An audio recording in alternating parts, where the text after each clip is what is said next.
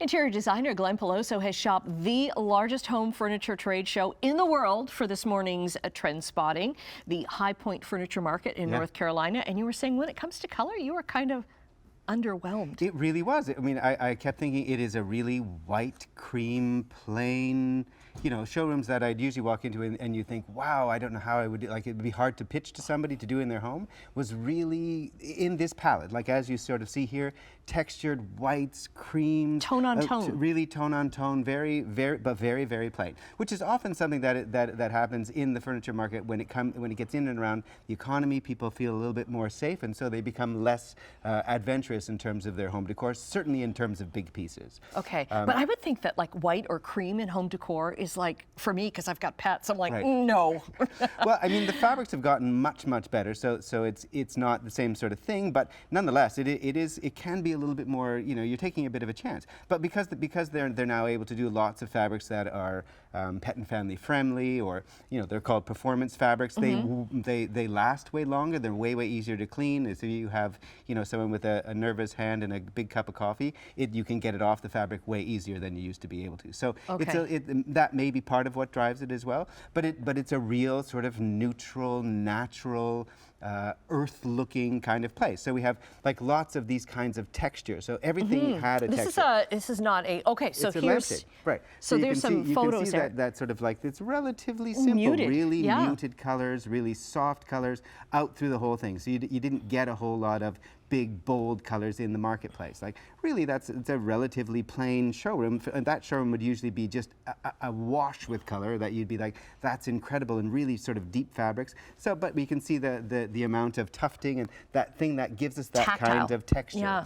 Certainly lots of things. So this isn't a basket. This is a lampshade. It's actually a lampshade. And there were tons of fixtures overhead that were in every single showroom that were the light fixtures, were the sort of big domes, kind of 1960s sort of feeling, but in a woven kind of fabric. Okay. Lots of rattans again. I can't believe this. I saw you bring this in and I'm like, wow, I seem to remember having a shelf like this as a teenager. Now it was a blonde rattan, but this one's just, I mean, you could take them, find them at a flea market or garage sale or something, and spray paint it. Yeah, and so that idea of upcycling, the idea of getting things that are again back to nature, that are easily grown, that seems to be popular again as we sort of focus on, you know, what's going on in the environment.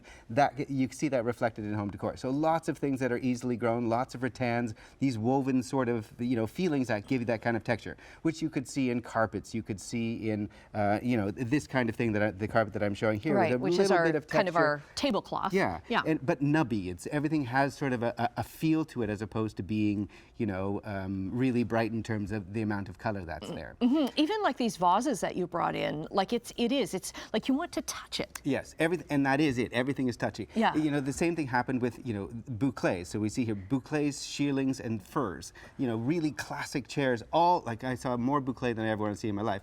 And it's funny, like even these kinds of boxes with a chagrin, so that as opposed to just being something that's simple or painted, or it has a texture to it, it's like a chagrin leather to it.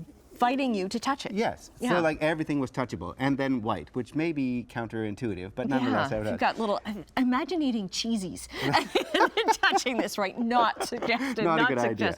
So you're not here to say that like everybody needs to go like all white or cream or anything, but how do you, if you want to stay on trend, how do you incorporate little pieces of this? So typically, what I would say is, as you're starting to get into those kinds of trends, do it in all of the accessories. So look for things like boxes and vases and the kinds of things that are going to give you that feeling without investing in big pieces of furniture.